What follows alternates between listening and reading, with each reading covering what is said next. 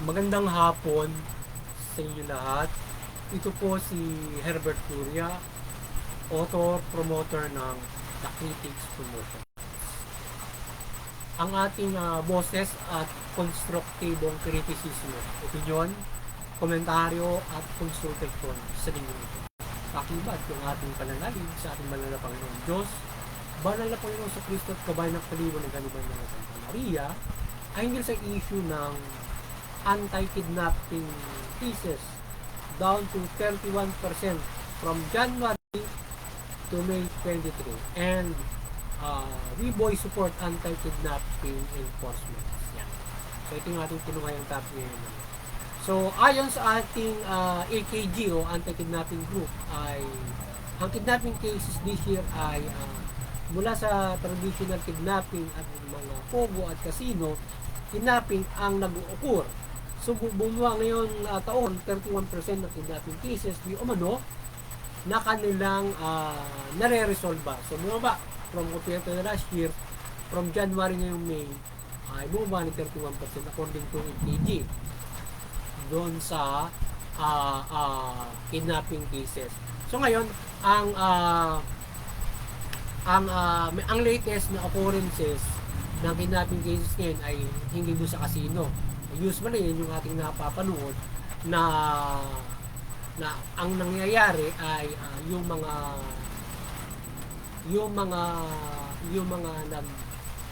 nag-play sa mga casino ay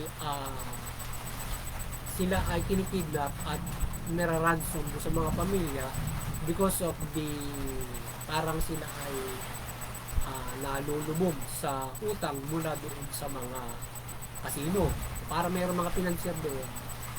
So habang nagkakasino ka, ay humihiram sila ng pera. So kapag malalim na yun, ay kapag hindi na mabayaran, so ganun nga ang ginagawa nila. So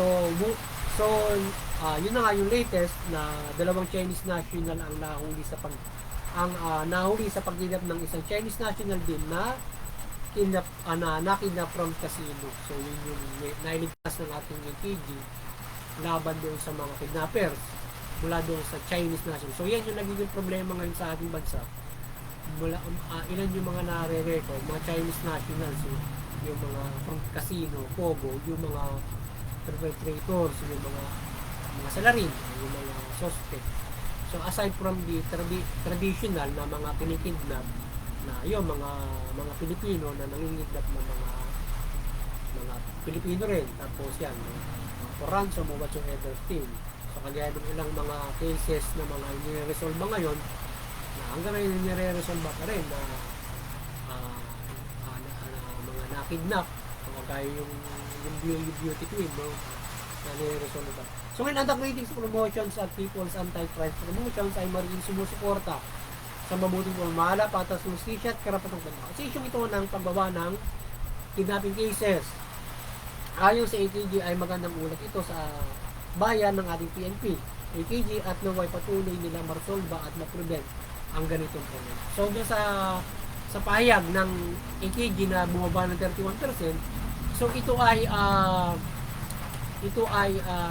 magandang ulat ng AKG sa mga Pilipino, sa taong bayan na in spite of balita na may ganun, bumaba pa rin yung percentage ng kidnapping according to them. So isang mahusay na ano yan. Isang mahusay na improve na kanilang nagagawa sa kanilang grupo o sa kanilang team bilang office bilang anti-kidnapping group. So ang mga traditional kidnap or ransom or kidnapping ay bantayan na mabuti upang hindi ito magbigay ng banta at perwisyo sa pamumuhay natin, lalo na sa mga maaaring mabiktima nila. At sa issue ng mga kidnapping sa mga casino at pogo ay ang ating AKG ay magsagawa ng mga mahusay na mga pagbabantay at intelligence over kidnapping sa mga issue nito. At higit ay ang relentless campaign ng pamalantuban at tuwid pogo para wala kidnapping sa mga ganitong pogo industry. So ngayon yung tinitingnan yung sa issue na yung mga pogo, marami roon, according to them, marami doon yung kidnapping cases at mga krimen. So kaya yung ating pamalaan at kagaya yun, yung issue na kanilang kanilang iniimbestiga ng Senado yung pogo. So tuluyan ang iba yung pogo at nang ito ay hindi pagmulan ng mga ganitong klase ng mga krimen, kidnapping, at saka iba't ibang mga criminal human trafficking. So ngayon ay ang ating ang Senado ipasa akot ng Kongreso ay magpasa ng batas para tuluyang maiban o wala ng pogo na makapag-ooperate sa ating bansa. At yan ang pinakamalaga dyan na yung mga kriminal na ganyan ay dapat lamang marisman. Hindi lamang sila. Lahat ng mga kriminal sa ating bansa ay dapat lamang marisolba with human rights. At sila ay hindi makapinsala noong mga pangkaraniwang pamumuhay, lalo na yung pangkaraniwang pamumuhay ng mga tao. So sila ay perwisyo sa ating lipunan yung mga nagkakamali na ganyan. Gayunman ay from enforcement ay may iba't ibang mga gabay ang ating pamahalaan para mahikayat yung mamaya na sumunod sa pamahalaan. Lalong-lalo na yung gabay ng simbahan na ito ay suportahan ng ating pamahalaan para yung mga tao ay maging mabuti sa kanilang pamumuhay at hindi nila labag yung batas para makaperwisyo sila ng kapatao nila, lalo na yung magbigat ng krimen, kidnapping, diba? So yan ang malaking problema. So dapat ay mahikayat yung mga tao na hindi gawin yung pangingidnap para lamang mabuhay at magkapera. At yung ating pamahalaan ay syempre i-effort nila na mabigyan ng mga trabaho at magandang pumuhay yung ating lipunan. So ang ating administrasyon mula PNP ay magkaroon ng mahusay na hakbangin to stop kidnapping and stop pogo industry. Kasi siya nagkakaroon ng mga kidnapping cases. So nung may gabayan ng ating Panginoon Diyos at Panginoon Jesucristo ang ating AKG at PNP to solve and prevent crimes para makapabuhay ng ang bansa in a peaceful nation at community. Yan. So ang patas ng hustisya at karapatang pantao at makadiyos na hakbangin ay umiral sa peace and order upang maging matagumpay ang ating pamahalaan in anti-criminality nito. Hindi mabuti kung ang ating bansa ay maging issue sa ibang bansa na naabuso ng hanay ng enforcement kagaya sa anti-drugs.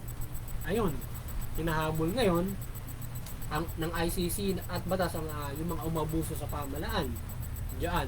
So yan yung problema na dapat na yung ating hanay ng PNP, yung ating pamahalaan enforcement ay maging sumunod sa karapatan at pairalin yung legal in acting criminalities o yung anti-criminal sapagkat hindi maganda na ma-issue tayo dun sa ibang bansa lalo na dun sa UN na mayroon tayo mga ganyang mga pang-aabuso o umaabuso yung ating bansa lalo na yung administrasyon. Kaya nakakalungkot na na-issue tayo ng ganun na kaya lalo na yung nangyari ngayon na hinahabol ng ICC yung dating administrasyon ni Pangulong Duterte at saka yung kanyang mga kasali dyan sa diyan sa anti-drugs. At hindi lang marami yung mga na tayo ay iyo sa ibang bansa dahil yung mga abusado yung mga ating pulis, di ba? Yung sa fishing water. So yan ang malaking problema dyan. Or else yan ang mahirap dyan kapag ang isang in vice versa naman ang bango-bango mo na-issue ka doon sa ibang bansa pero ang totoo mga abusado, di ba? Yun ang mabigat. Tapos malalaman mo sa bandang huli talagang mga abusado at dapat na masuntod. So kaya dapat sana yung ating pamahalaan so make it serve accountable and transparent o iwasan yung abuso ng hakbang. So respeto yung karapatan, pairalin yung legal talaga at hindi yung abuso. Kasi kung nagamitan nyo ng karahasan, nagamitan nyo ng pang-abuso, violation of human rights. So kayo rin ang magsasuffer niyan kung kayo ay mabubuko ng ating batas o malilitis ng ating batas o ma-enforce din ng ating pamahalaan. At hindi lamang yan kung tayo ay na-issue pa sa ibang bansa. So dapat magkaisa tayo na maging mahusay, accountable at non-abusive ang enforcement pamahalaan sa anti-criminality at maging mahusay ang tayo around the globe. Hindi magandang mapatala na manlalabang ng karapatan ng tao yung bansa ito. So yun, doon sa human rights watch, so tayo ay namumuro sa kanila na marami manlalabang sa ating community. Yan, mabigat yun.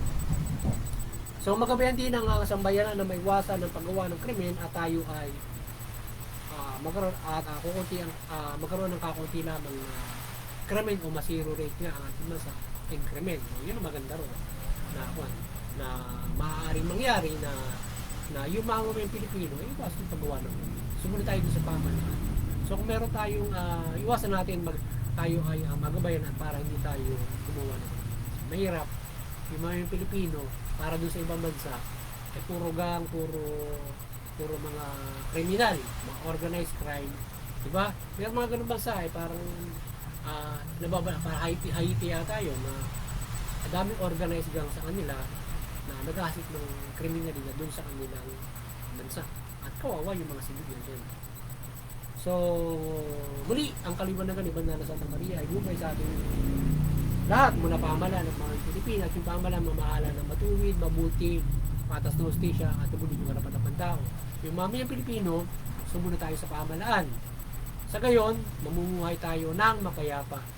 Madali tayo magkakaroon ng kaunlaran at mamumuhay tayo ng mangulan. Sa gayon, tayo ay